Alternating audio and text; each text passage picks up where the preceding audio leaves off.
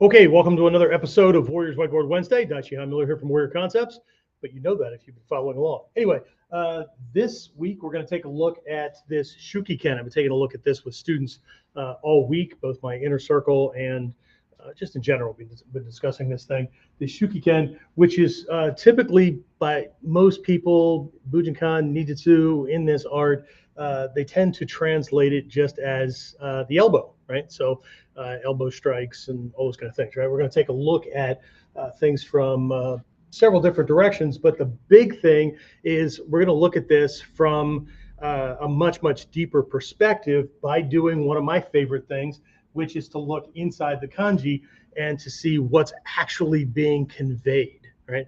Pardon my voice, it's that time of year and allergies and all that, so I probably sound like I'm getting a little older. Not that I'm not, we all are, right? Anyway, all right, so Shuki-Ken, again, most people translate it as the elbow weapon, but again, I want to go beyond the obvious, and we want to take a look at uncovering the what I call the power, right? The true power in this really misunderstood part, right? So again, the Shuki-Ken is one of the 16 body weapons that comes out of a list off the Togakure Ryu Ninjutsu School kind of list. Certainly not the end all to be all, because we have these 9 different schools that Hatsumi Sensei had Soke ship over. But again, there's a whole bunch of Koryu. There's these other supporting lineages that are in there as well, regardless of whether we're talking about Musashi Ryu or Ito Ryu or things like this, where he ended up getting Menkyo Kaiden. So all that kind of stuff is in there. But it's one of these 16 body weapons. And normally when we introduce this to students in the beginning, we do talk about the elbow. And actually, it's a little bit farther than that, right? It is the elbow forearm. Oops, forearm. Okay. So a little history lesson here. Well, actually, you know what? I'll get to that in a minute. Let me start things where I normally do. That way I stay on track mentally, right? So, and I don't know if this is a problem or not, but let's start here, okay? So when approaching the topic of self-defense, right? Again, many people tend to look at sport fighters, boxers, MMA guys, whatever, right? The way the guys do it on the street. And again, this is a good place to start, right?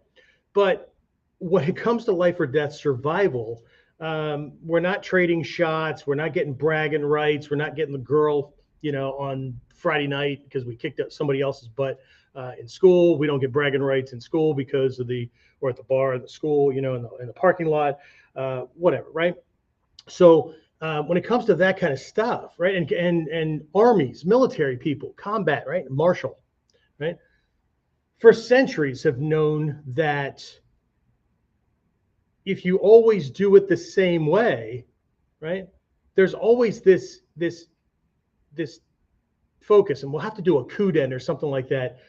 Maybe we'll address it on the podcast, or I'll do some other training on it. This concept of ingenuity, right? It's one of it's in the basic 8 foundational skill areas in our Gyoko school, right? That Kihon Happo. Not the list of techniques, right? But these skill areas, right?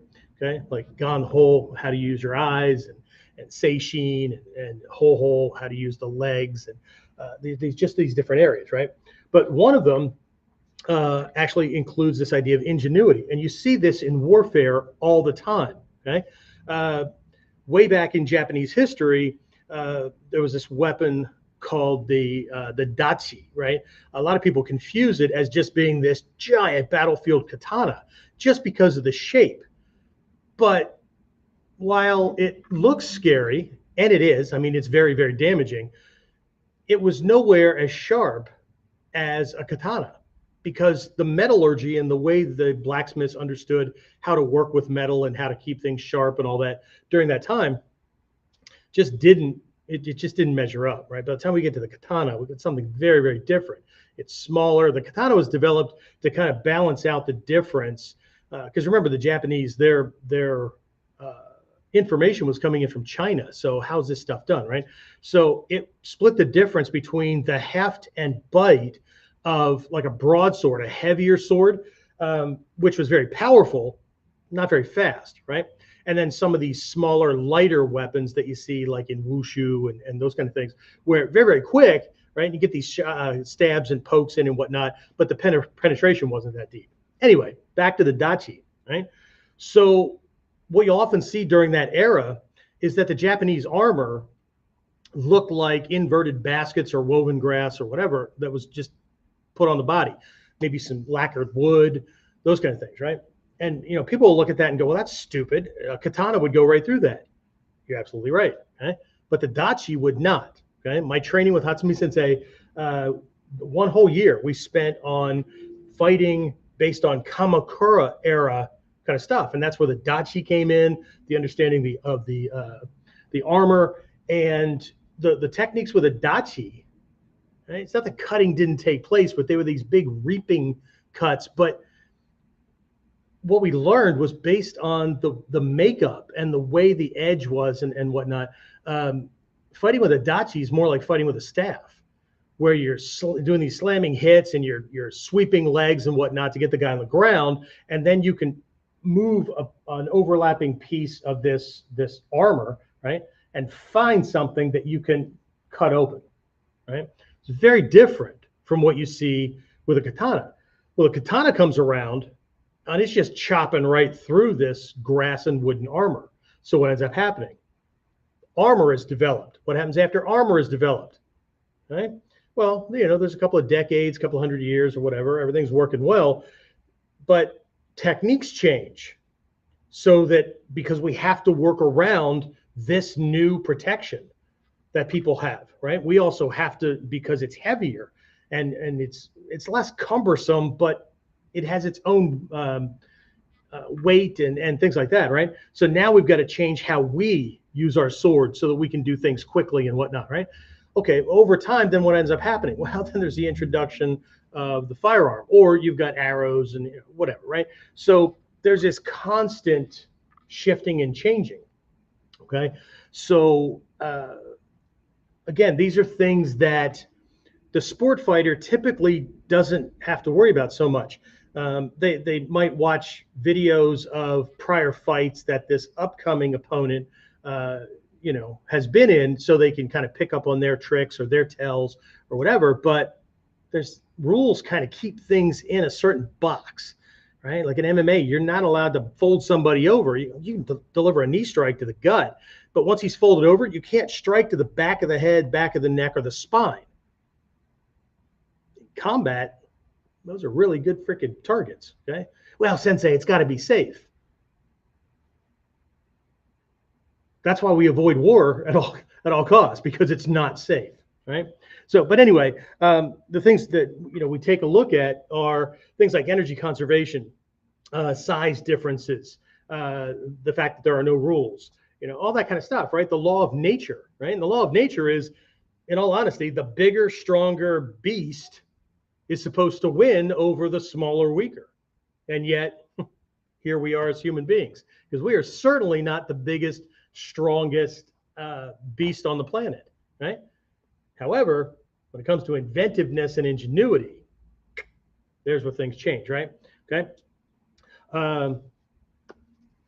But when honestly looking at the philosophy, right, of those who believe in the bigger, stronger game, okay, what I find is that they either want to be there, they have this fantasy about being the bigger, stronger person, or they already are, right? But do their arguments or condemning, right, of people who aren't shaped right, aren't the right age, don't carry themselves the right way, don't dress the right way, right? When they say or imply that you're fat, you can't possibly do things right, you're old, you're short, you can't right? Okay, are they saying or implying, I don't know, old people should just die if they get attacked, right? The younger or weaker or frail, should they just be killed, right? Should those who, right, if they don't match that ability, except that again, in the world of nature, we get attacked by a tiger, they weigh way more, right? Those claws will rip you to shreds. And yet here we are, right? So again, I'm not going to get into these debates with them, but I understand the law of nature. I get it, right? But the law of nature also has things like viruses and bacteria that'll drop us in a heartbeat. So anyway, right? So, but from the perspective of ingenuity and the perspective of like learning how to counterbalance, that bigger beast will always be in charge, right? It's not about the bigger beast, it's about power. It's about control. Okay? And that's how human beings have done what they've done. We've learned how to control nature. We've learned how to balance the scales, right? That allow us to be at the top of the food chain. Okay? I guess unless you're alone in the wilderness, in which case, right? Then you need to be really ingenuitive, right? You need to be able to cover your scent. You need to be able to, not be where the bears are foraging for food at night while you're sleeping. Those kind of things, right? But anyway, we're talking about this from the perspective of the Shuki-Ken as we move on, right? But again, I'd be remiss if I didn't say, don't forget to like, share, subscribe, right? Help me get this stuff out to other people. All right. So again, let's start with the way that most people see the Shuki-Ken. Okay. Most people see it as an elbow strike, and even if we do extend it out to forearm, right? That's what they're looking at, right? But most people, by and large, see things from the perspective of it's an elbow strike, right? Do a Google search on the internet and type in Shuki-Ken and see how many people list it a certain way. Okay. There's an interesting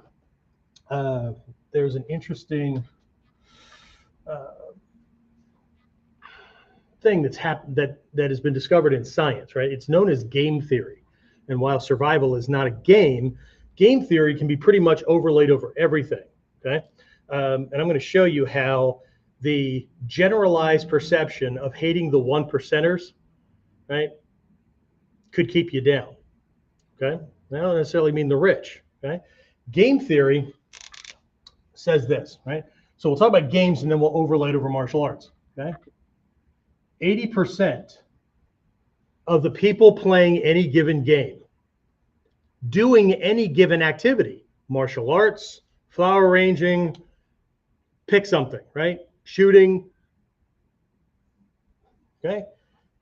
80% of the people that are doing that, okay, do the same things the same way. Okay. So this is the realm of sameness.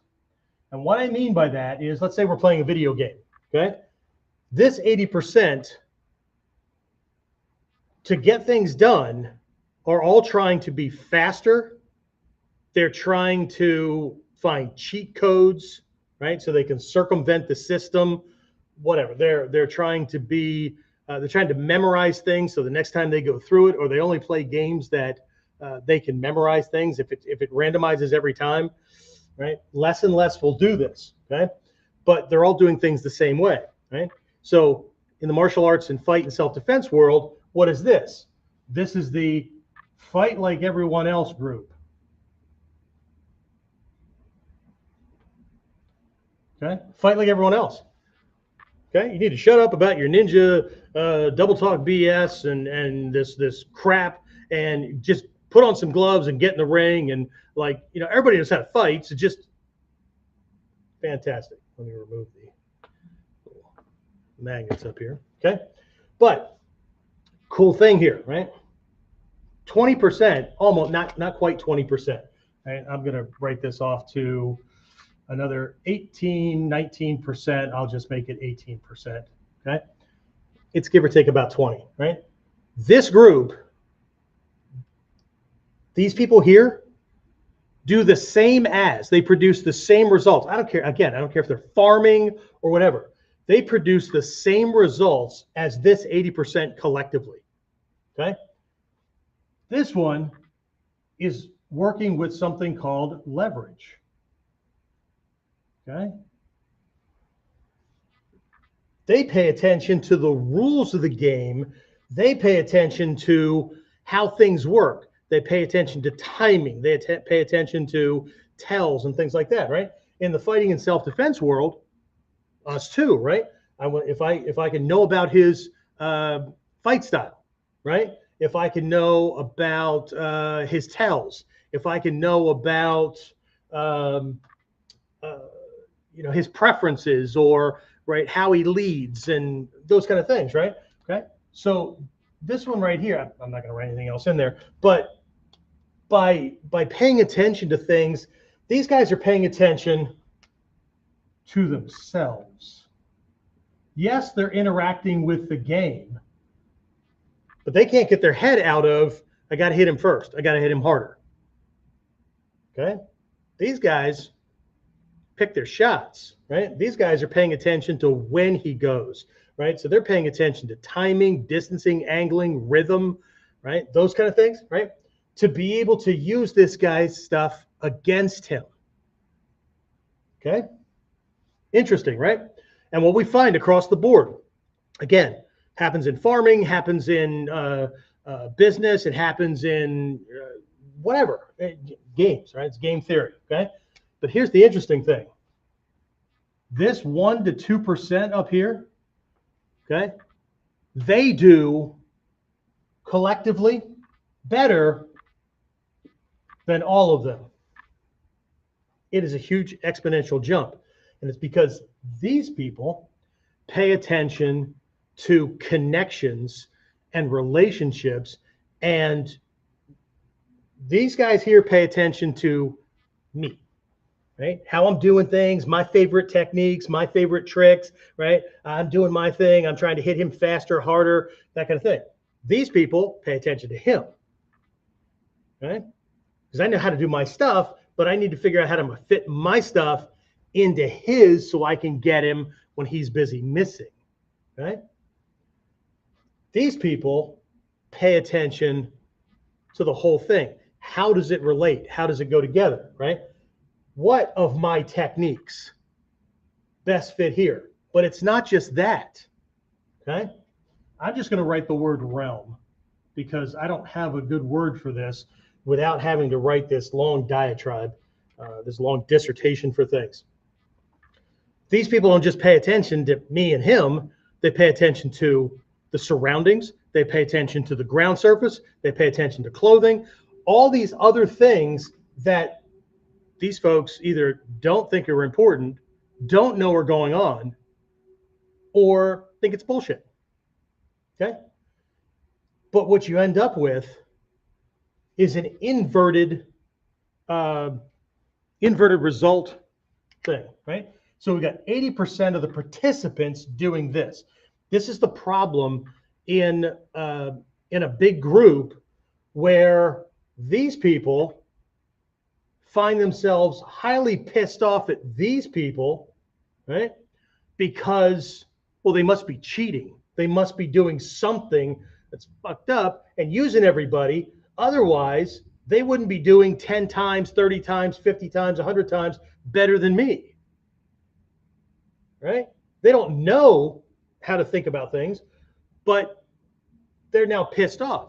So if we're not careful, right, and there's plenty of references in history where these people gang up on these people and either freaking kill them or have them thrown in jail, take their property, take their game or whatever, and then now they take it over everything and they just figure they'll do more because they have more land, they have more tractors, they have more whatever, and more game pieces, whatever, okay? And then next thing you know, everybody's starving because these people didn't know what these people knew and assumed that it was because they were cheating. And then what ends up happening is they can't produce the same thing because the results table is inverted. These people produce 80%. These people produce 20%. It's not the same, okay? Now, why the hell did I put game theory in here? It's because if you show up for my Whiteboard Wednesday, we're in these two realms. If you want to fight like everybody else, you don't need this one. You're wasting 40 minutes to an hour or so of your time because you're not going to buy it anyway. And all you're going to do is help me out, not you, because you're enlightened. I'm talking to the trolls. All you're going to do is help me out by putting your dumbass comments down in the place that, in your whatever, right? Your ideology down in the comments. And all you're going to do is teach the algorithms to show my shit to more people. Thank you very much. I appreciate it. But just because you don't understand it doesn't mean it's not useful, right? Just because you don't get it, right? But there's a group of us, right? If I do it the same as everybody else, I'm 61 and a half years old. I guess the 20-something, maybe, right? But that's also why I carry a clip knife and a gun, and I've got all these other tactics and strategies, right? Because I can't be as fast or as strong as a 20-year-old, or especially these guys that, want to be the next MMA fighter, whatever, okay? Okay? So I can't do it the same as them. I don't know that I ever could, even when I was a cop, okay? Although, I had a gun on my hip, I had handcuffs, I had all kinds of other things. And a lot of these guys that were a little bit smarter would go, you just think you're bad because you got that gun on your hip. Nope. Don't even think I'm bad. I'm here because you're over the age of adulthood and can't handle yourself. The reason why we have most of the laws we have on the books is for the lowest common denominators, because everybody else, they can play nice with others, wouldn't need a tenth of those laws. Okay? So next time you get pissed off at laws, thank the people that made it necessary to put those damn things in place. Okay? So, but you have this inverted kind of thing. So in the intermediate stages of training, if you stick around that long, because a lot of people, they realize that their art or system is missing some things. So what do? They jump to another system. So they didn't shop well in the beginning, or maybe they didn't know any better, right? But they jump to another one, or the lessons stop being big, or it starts to get boring and they're not really paying attention to the fact that as we move up, the lessons get smaller, but they get more global, right? So they move around, and my senior Japanese teachers on Hatsumi Sensei used to call them perpetual white belts. Didn't matter what the belt around their waist was, right? They stay in beginner mode because that's where everything looks big and fancy and tricky and it's all new, and right, you get that dopamine release and it's all cool, right? But if we stick around long enough, we get into leverage.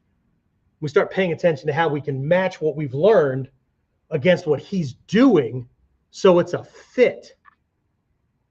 Everything changes, and we start producing results, way more results with less energy, less time, less effort, all that, right?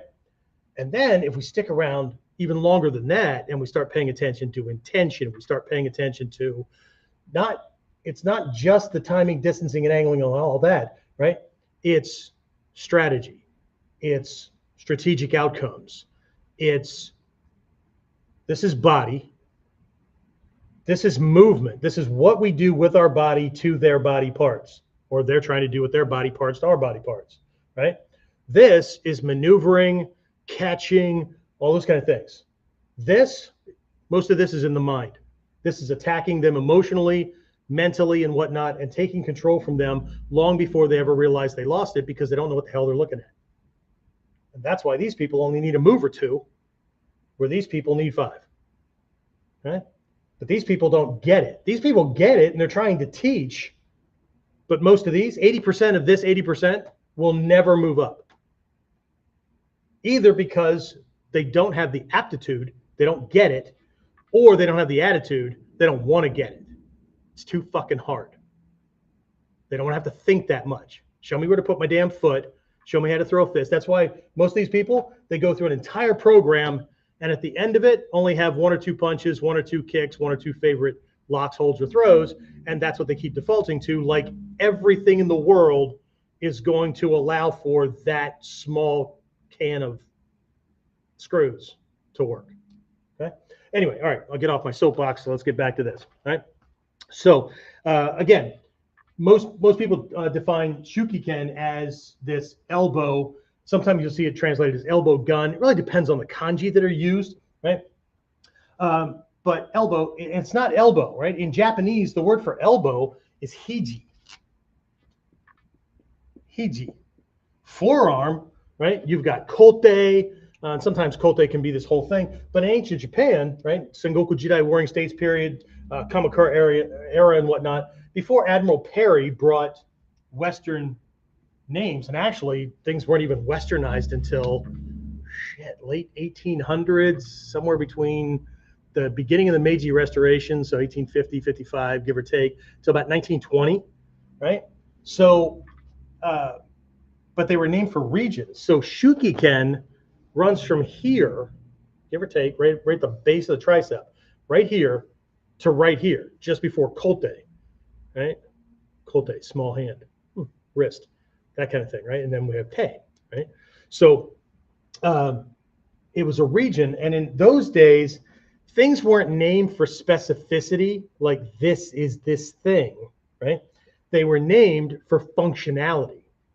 There's a hint moving forward. A name for functionality, right? Because Shuki-Ken, while it implies the proper and correct use of a certain section of our body, it isn't defined that way. And it actually points to something more tactical and strategic, and is then it jumps away from just this one part of the body. Okay. All right. So where the hell am I? Other than in Selinsgrove, Pennsylvania. Okay. So there's a quick history thing. Okay. So either way, all right. So let's do a quick rundown here. For these folks and maybe these folks a little bit or whatever, we'll take a look at some conventional use, the way people think about this Shuki-Ken, right? Because they're thinking about elbow, they're thinking about striking, levering, those kind of things, right? So let's take a look at 5 conventional uses for this thing, because that's how we're defining it, even though that's not the definition of Shuki-Ken, right? So we have blocking. Every martial art, every system has its way of blocking. 1, 2, 3, whatever. Okay. There's blocking, getting that forearm or elbow in there to keep him from being able to get at you, right? Blocking, shielding, that kind of thing, right? There's striking, right? It's the elephant in the room. We all know about striking. Okay. So I can strike with the point. I can slam with these sections, the forearm, whatever. I can hit with those things, right? We've got leverage. Okay, so I might catch an incoming punch. See this in Aikido. You see it in our Jutai Jutsu, shifting, right? So I've got the wrist of his arm here, and then this one comes in place at this Muso Dori point, the actual space that is the joint, right? People keep calling this the elbow. That's the end of this damn bone, right? The elbow joint is this space behind that knob. It's a really important control piece. But there's leverage, right? So we can be levering on something, that kind of thing, right? There's trapping, right? I just did this with some students last night, parried some things around with the arms, and we were doing, what did we do last night? We were doing things with concealed weapons. And so during actually we did it before, during, and after techniques, getting to our weapon during the movement, right? So I did one technique where I kind of parried his arm around and ended up trapping him, right, this way, and holding with my upper arm, right, to pin his arm to my body, and that allowed me to draw my sidearm or my knife, because this isn't moving as much. I can keep that pinned, okay? But if I'm doing other things, right? So anyway, trapping, we've got that, and then pinning, okay? So spell correctly here. Okay, so pinning, right? So guys on the ground, I might lean in with the point of my elbow against his rib cage, or deep on the pelvis kind of thing, just above his junk, right? Lean in there. I might lean in against a clavicle. I might lay the forearm in against his head, whatever, and put some crushing pressure in, right? So we're pinning, right? So blocking, striking, leverage, trapping, and pinning, right? Pretty simple, okay? We're talking about an elbow, or if we're talking about a forearm. Sounds all good, right? But again, the term used for this region doesn't mean elbow. Hiji, elbow, okay? Kote, forearm, right? Doesn't mean that, okay? What does it mean, okay? this kanji, right? Ken is fist, right? But in ninjutsu, it's extended to mean weapon. But weapons are perceived as tools, not something sacred that you can't mess around with, which is why all weapons, whether it's a fist or a sword or whatever, has utility purposes, right? So, but this is just weapon, right? Or fist. We'll just write that one off. So Shuki, there's two parts to it. Often, and I know I did way back, right? Shu, oh, I know shu, shuto, right? Right? It's a hand, right? Ki, right? Can mean power, can mean energy, those kind of things.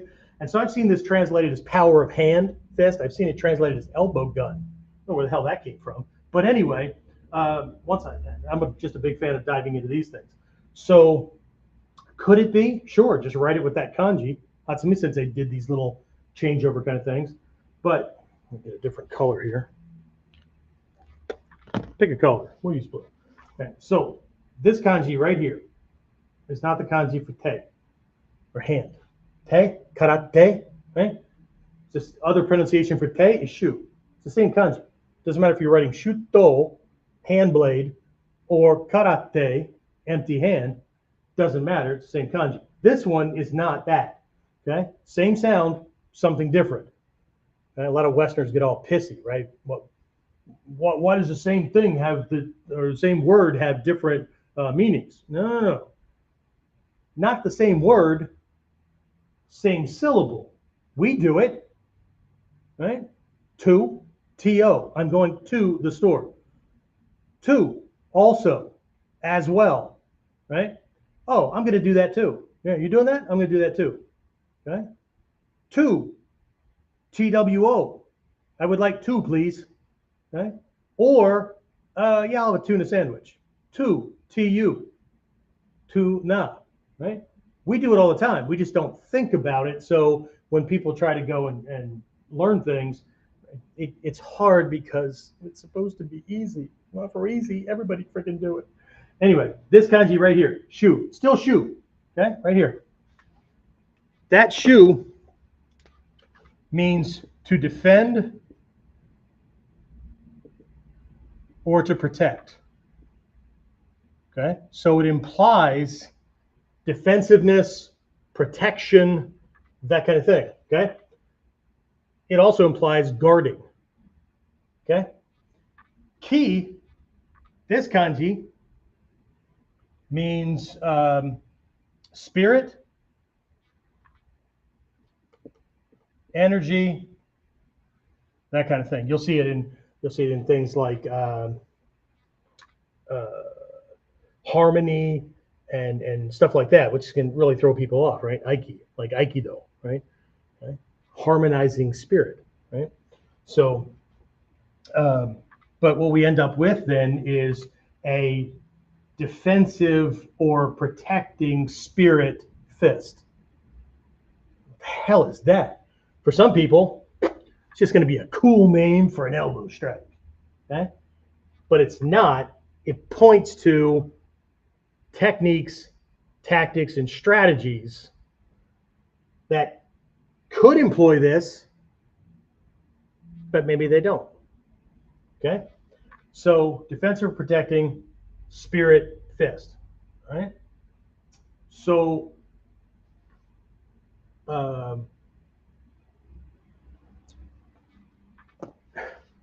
it would probably be easier if we just looked at it from perspectives. Right? So there's this idea, right, that we need to be guarding, we need to be protecting. Okay? So there's this idea of cover. We get this, right? But how the hell does that rack up with all these things here? I'm going to come back to that as a little bonus. Okay?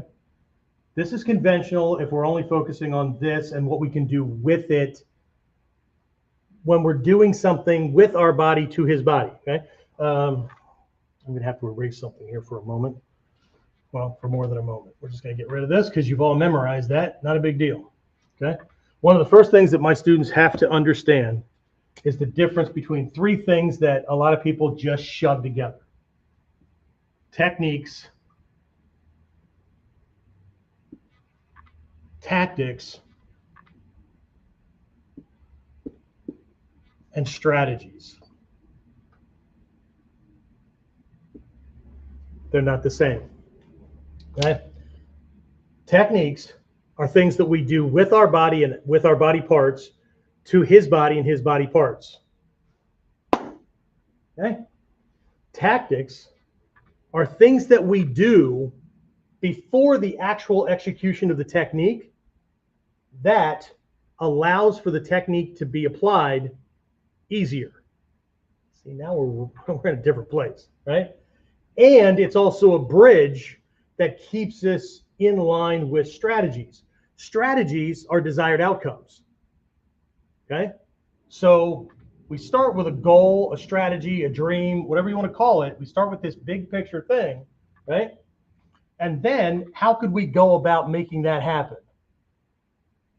And then we do things that make it happen. So tactics are the bridge between the two, right? I need to get here as easily as possible, least wear and tear, right?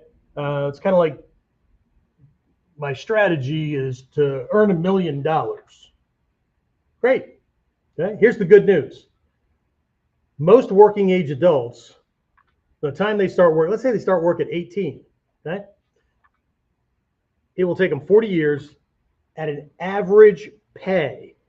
I think that average pay is 20 or 25 bucks an hour. You can do the math, okay? Over 40 years, they will have made $1 million. But most of them will have shit to show for it because they had to spend it along the way. What most people think of when they want $1 million is, I'd like to compress time to make it so that then I can leverage it so that those dollars make babies. And then if I can invest it, or I can put it in places where I don't even have to use it, it'll just earn interest, right? It's a whole different way of looking at things, right? But in the context of our training, there's things that we do with our body parts to his body parts. There's things that we do to make the application of the technique easier. And there's this desired outcome. For a lot of folks, for the average citizen, I just want this guy off of me, running away or down on the ground so I can go the hell home, right? But for a police officer, when I was a police officer, I need this guy face down across the hood, trunk, on the ground, whatever, so I can get him into cuffs easily, so I can get him into the cruiser, whatever, right? If I'm defending my home, I may not just want this guy down. I want to get him out of the closest door or portal, because I've told my local cops, all exits from my house are at least 1 story off the ground. Not walking him up or down steps. Too many chances for things to go wrong. Okay, I'm going to guide him toward an open portal, right? And if that portal happens to be a window, he's exiting my house. Okay, so now the trick with that, strategically and tactically, is to be an upstanding citizen, get involved in community things, and know and get to know the local police officers so they know your character. So when you escort somebody out of a portal in your house, they just want to know where to come and pick them up because you're not the asshole that's always getting into fights. See, that goes way beyond how do I win a fight. Right? This is how do I win a fight. This is how do I win a fight easily. This is how do I win a fight in a way that I can disappear, not end up on a police blotter anywhere, and actually keep myself from being ass raped by 8 guys in the frickin' in the prison shower. That would be awesome. These people are like teenagers. They don't think big enough. Okay? Anyway, so we have these, right? So can we use this? Yeah, ultimately self-defense, right? Yeah, defensive. I'm protecting myself. I'm protecting others. So this just happens to be one of those things that I use. I'm still going to come back to that. Okay? Let's go over and take a look at these 4 perspectives. Big color. We'll use black. Okay, so remember what I said. Defensive or protecting spirit fist.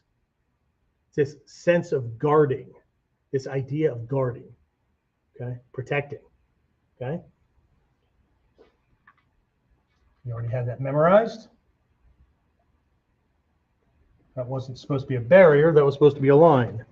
So I could write the word guarding on here. 4 perspectives on guarding. There's actually going to be a bonus one, but it's not on the test, don't worry about it. Okay, so first one is shielding you. Okay, we'll get the elephant out of the room, right? This is kami, as cover. This is as shielding as you move in, right? So with rare exception, like hirichimonji, the sitting postures, shizen no kami, that kind of thing. Every position is using the arm in some way from here to here, right? The rule of weapons is the weapon always stays between me and the attacker, right? And I take center, okay?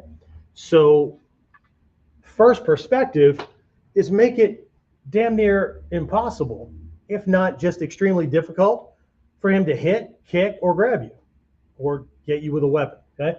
Now, if we're to, yeah, Sensei, what about guns? Okay, for the jackwagons out there who like to play the what if game, right? We're talking about friggin' elbows, right? I'm not Wonder Woman, and I'm not playing the Wonder Woman game, so I don't dress up like that. Anyway, so I'm not, no, we're not ducking bullets, okay? In that case, cover and shielding is something that will stop bullets. It's a block wall. It's the engine block of my car. It's, okay? So, but let's stay within the mano-a-mano kind of thing, right? Shielding, right? So we already have it, right? The idea is to be able to move in and around and behind these things, right? It's kind of like, I made this analogy last night for my inner circle guys. We had our weekly coaching call, and I was talking about this stuff, and I said, it's the difference between a lot of European sword or battlefield engagement where shields were involved, or even like Roman fighting, shield, sword, and the way the Spartans did it, okay? For a lot of these fighting systems, what you had was just like, well, I erased my 80% because move them out of there, right? Because we're not in that thing. For most of them, on the battlefield with armor and shields and swords looks very much like a lot of these guys when they're throwing hands and they're just fighting, right? There's block, hit, right? So shield comes up to block his incoming sword strike, right? So block, strike,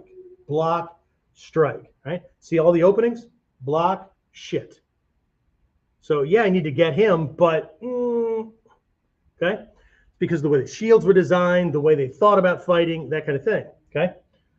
But the Spartans, their shields were really freaking big, okay? And they had this shape to them, and they would hold them close to their body, right? So it's really, really big, okay? Because the shield was built as a weapon. It was designed that it could be used as a weapon as well. Not that other ones didn't, because I'm sure the most intuitive ones did the same kind of things, but it allowed them to get in really, really close to their shield. And so the guy with the longer, and they also had shorter swords, bigger shield, shorter swords, okay?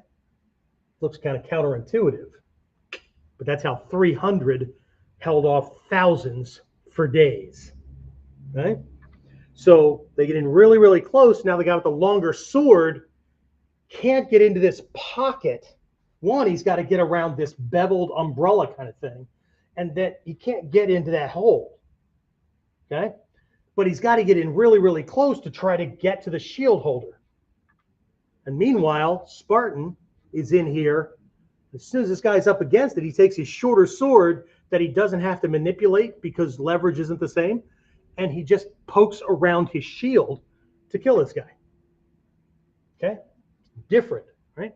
So if I operate from here, he has to figure out how to get in, right? And I stay from behind. That way he always has to go over or under one or both limbs to get at me. And now blocking and whatnot is much, much easier, Holy shit. And because I'm staying in a position like this, when he comes into range, I can hit. But if I block like this, he better be really close for me to even bump him. That's my problem with this, as opposed to doing our hoko no kamae when somebody's coming in and flailing. Hoko will cover the same as this, but from hoko, I can hit him when he gets in range. Okay? I'm not going to say that it's better than anybody else's.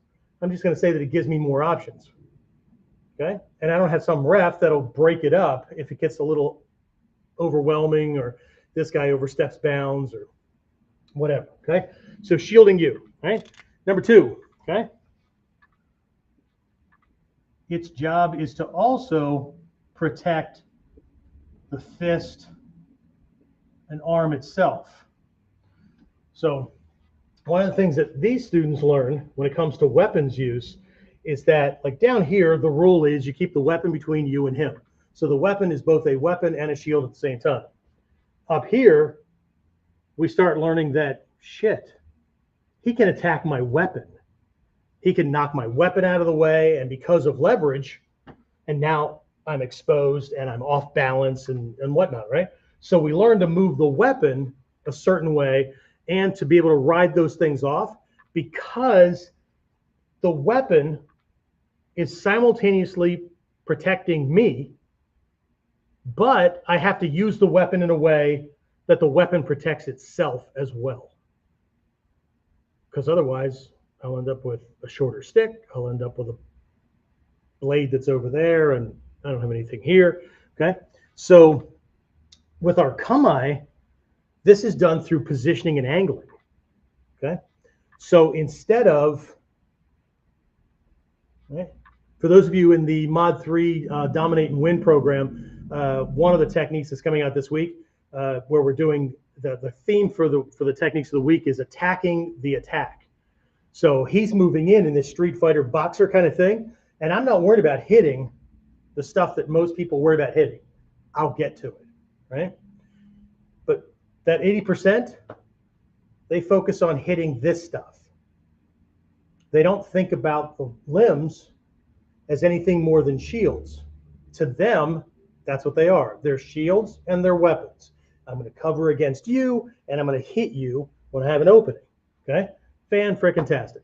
Except to me, if this is in range, I'm going to punch it. Because most of these guys don't think about it because they've never seen it. And the reason they never saw it is because most street fighting is based on boxing, and boxers wear gloves, and gloves cover the knuckles, and that doesn't hurt. However, if I take these knuckles, and bang on that ulna, right? He's going to reposition and have to figure out how to get me from farther away, or I'm going to hit it, and he's going to flinch to cover that, and he's going to leave himself open, and now I can hit that target. Okay? It's not different techniques. It's a different way to think about things. Okay? So, but I'm going to position things because this angle, let me get here with my camera. This angle is hard to grab a hold of. It's also hiding the length of the weapon, whether it's my forearm, whether it's a sword, whether, okay? There's certain positions that we take up, and we put this at a certain angle that for a lot of people, it makes no sense. Why don't you just put it here? Or why don't you do whatever, okay? Because here you can see the length of my arm. If you know this, you know my height, and you've been in fights, you know how far I can reach. To know the length of somebody's weapon, whether it's a sword or a staff or an arm, whatever, you know his reach. Okay, and if you know his height and that, you'll be more precise with his reach. Okay, because he can see that. But when I do this, this breaks up the brain's ability. This really screws it up. Okay, so he doesn't know how close I am. He doesn't know where he reaches. He doesn't, right? Being able to reach out and grab that thing. He knows about where it is, but it's not the same. Okay. So we're protecting, right? The forearm and the elbow are positioned to protect themselves. They are their own shield, right? Number 3, during In Japanese, it's called iri. Iri means entering. Okay? All techniques, all base models that you have. Okay? There are 3 parts to it, minimum. Okay? There is observation and or receiving. There is entering and there is delivering.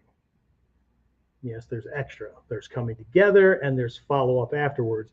But at the core, when the attack comes, there's 3 phases in the technique itself. Like the technique ganseki nage, this boulder throw, or big rock, throwing a big rock kind of thing, right? Most people, they learn it starting from a kumiuchi position, and we break the grip and we catch him and then we turn and we throw, and they think the whole thing is ganseki. The whole ganseki starts where his body weight comes toward me and I lever that and send him on his way. Everything else is neutralizing the force of his attack so he doesn't unbalance me before I even get started, right?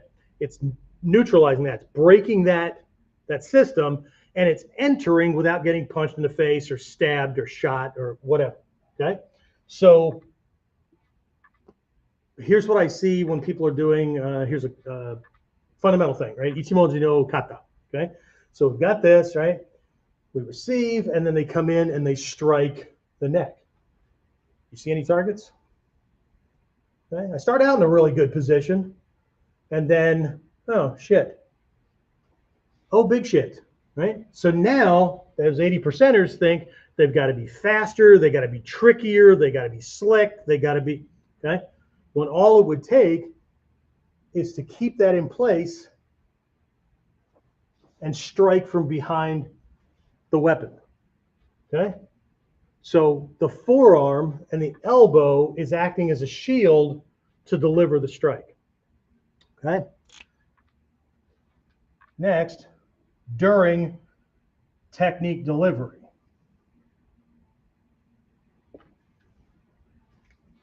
Okay? So now there's a timing thing. I'm going to do the same thing I just did. Okay? Here. Now, what you can't see when I'm on him is that this forearm and elbow is controlling his original punching arm. I'm not just blocking it and then not doing anything with it so I can deliver this. This one keeps him off balance, so he's fighting gravity and not me when the next thing comes in, okay? But during delivery, okay, I want to do things that will make it, my primary is so that he can't see it coming. Right? And by the time he does realize it's going to happen, it's too late and his body can't react. That's the primary.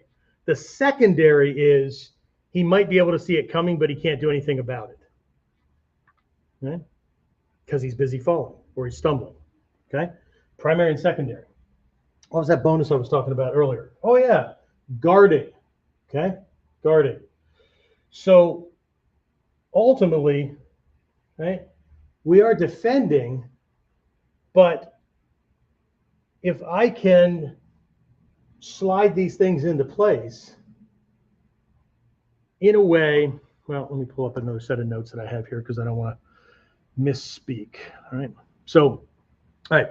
So together, Shuki, right? Shuki-Ken, whatever, okay, implies techniques that are focused on defensive maneuvers or strikes used in self-defense situations. Duh, okay? But it emphasizes maintaining a defensive posture while executing strikes. Here's the big thing, okay? Reflecting a mindset of readiness and protection. So regardless, the word is regardless, not irregardless, just saying. What the hell is my, there we go, okay. So it doesn't matter if I'm using this. When I'm in Hicho no Kamae and this leg is up, it's protecting the groin during the preparation of a kick. It's why we don't kick out and going crazy. Or I don't do things like this unless he's stumbling and he can't take advantage of an opening. Because my intermediate advanced students will look at me and go, but you said, yeah, I know, that was then. Now you should be at a better skill level, right? So I can do those things because he can't stop me and he can't access the targets when I do it. I'm not just throwing shit. What's that term that people use? Throwing hands. I'm not just throwing hands. Okay? There's a difference between somebody firing a shotgun and a sniper. One wants a widespread so that some things will hit. Right? Aerial burst, that kind of thing. Right? One is aiming for a disconnect. Everything shuts off. Okay? One, get somebody else to do it.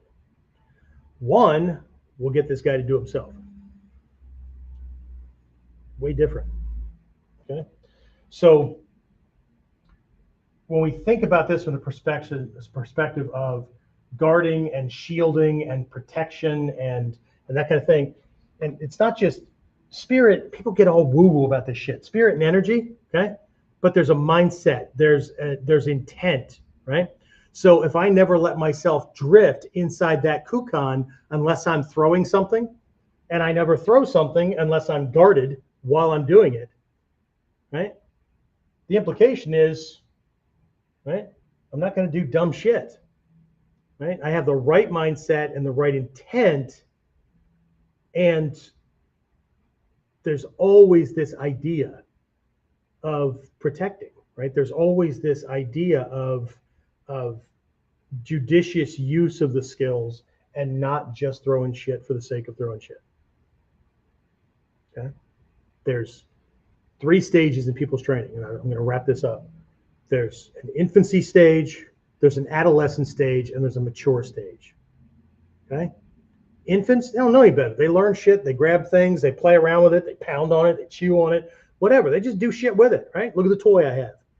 Okay? Great, right? What do adolescents do? Adolescents have learned 1 or 2 answers for the most common things, and then they want to argue with adults. They have little to no experience, except with day-to-day things, but they want to, ego lets them believe that they know everything about everything, and you don't understand, right? That's the old belief system. This is the new way of doing things. I understand what you're doing. I was a teenager once too. Doesn't make it not stupid. I'm embarrassed about half the shit that I did. Okay? It's fun then. Now I look back, I'd have slapped the shit out of me. Okay? Mature, way different. Energy conservation, not getting into dumb shit, right? Following the rules or the principles in the scrolls. One of the biggest ones is the secret for winning every fight. Want to know it? If you've been around for a long time, you probably already heard it, right? But it's in the scrolls of the Takagi Yoshimura, right? The secret to winning every fight is never getting in one you can't win. And part of the mature mind is not letting ego write a check your body can't cash. And that's where we're going to wrap this up, okay? So I'm going to fold this back to the base principle in ninjutsu, and that is nothing, not everything, nothing in ninjutsu is what it seems. So I get it. All the do-it-yourselfers want to go through all the YouTube videos. They want to go through stuff like this. They want to memorize stuff. They want to, and what they're doing is they're filtering this system that the average Japanese person can't frickin' understand, right? And they're going to filter it through their prior experience with all those other fight systems. And they're going to guess their way through and assume that that's why they can learn it or how they can learn it, right? By all means, have at it, okay?